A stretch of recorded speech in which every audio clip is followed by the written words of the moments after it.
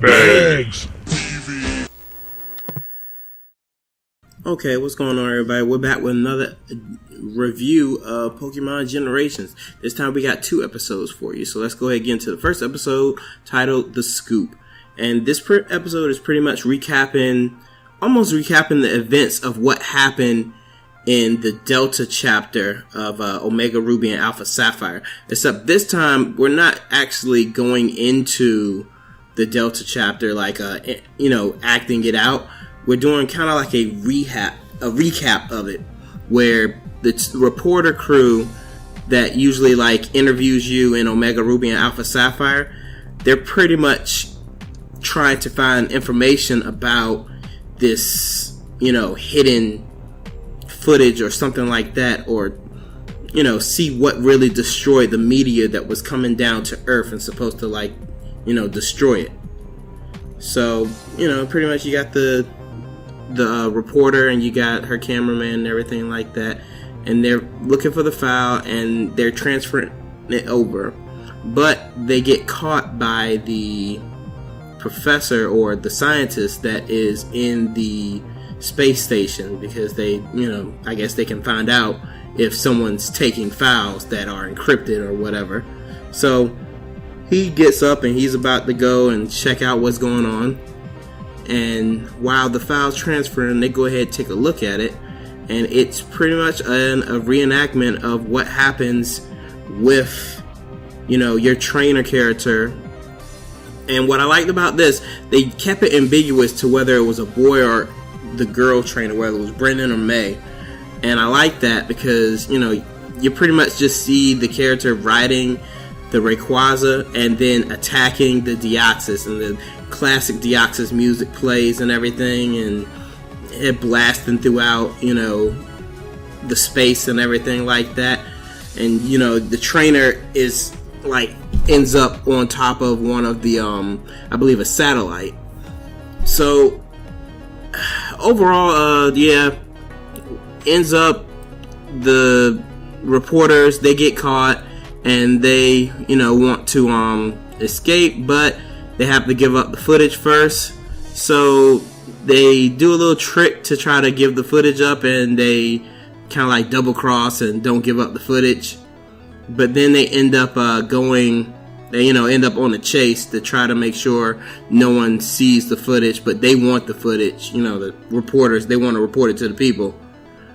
But overall, this is a pretty good episode. I'm going to go ahead and hold my thoughts for the whole thing until the end of this review. But animation was good, quality was good.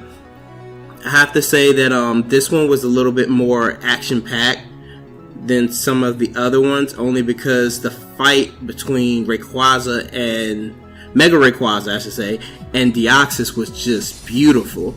And I like how Deoxys transformed to all 3 of his different, forms, and you still are able to catch him, which is just, insult to injury, or, it's like, hey, I just caught an alien. Cool. Like Men in Black. So, I'll go ahead and go into the next episode. Alright, so, for episode 10, it's called The Old Chateau. And we see Cheryl with her Chansey from Diamond and Pearl Platinum, where you helped her in Eternia Forest. Basically, going through Eternia Forest, trying to find their way out. Which, she's just happy-go-lucky and everything like that. It's kind of cool.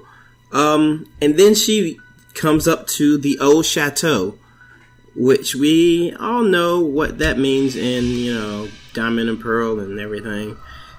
I have to say I like the way that they did the Old Chateau. It looks almost one for one exactly like the video game representations. Just, more detailed in this.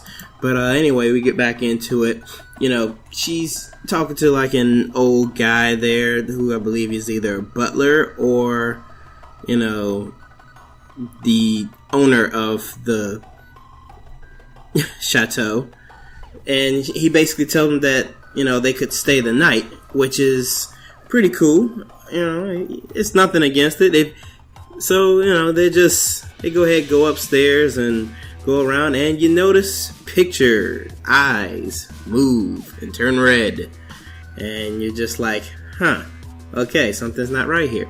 So then you see they take them to a banquet table that's like full of like all types of food prepared like so well and everything. And then you see that Cheryl and Chancey are in front of empty plates, but they're saying how the food looks so good and everything.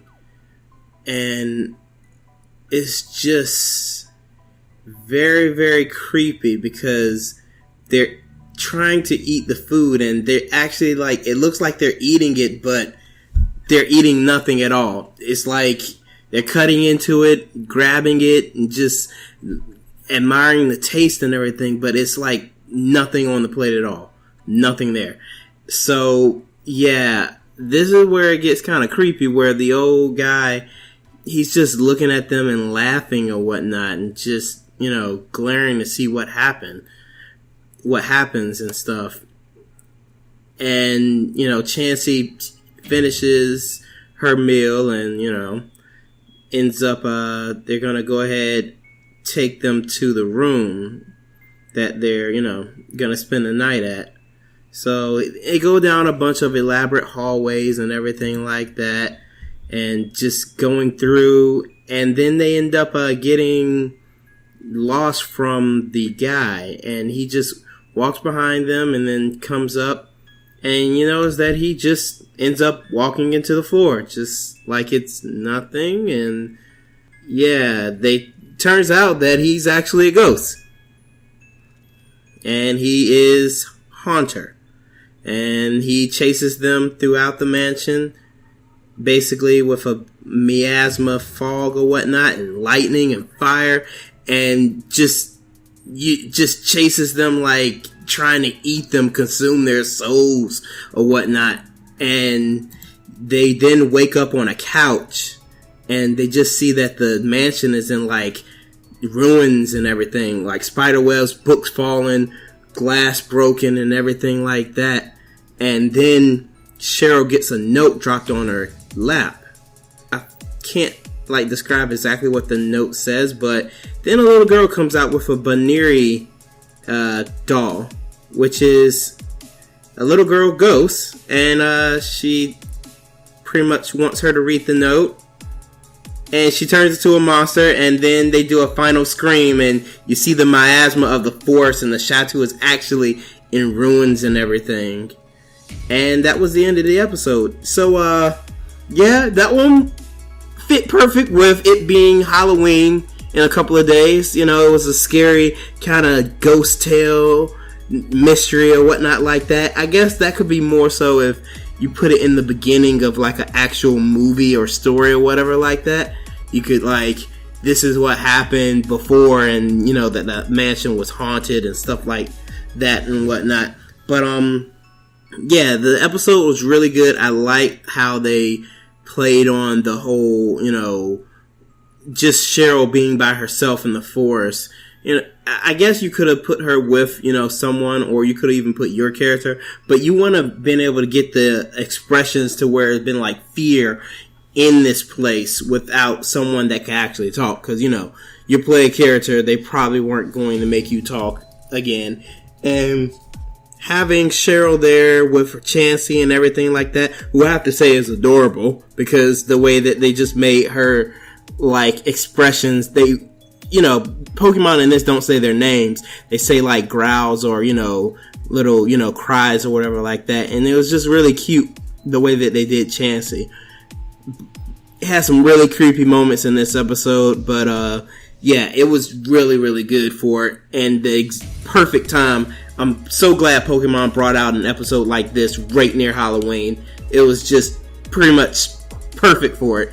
Overall, both episodes were really good. I suggest that you go watch them. They're just, getting better and better the way that they do them and everything.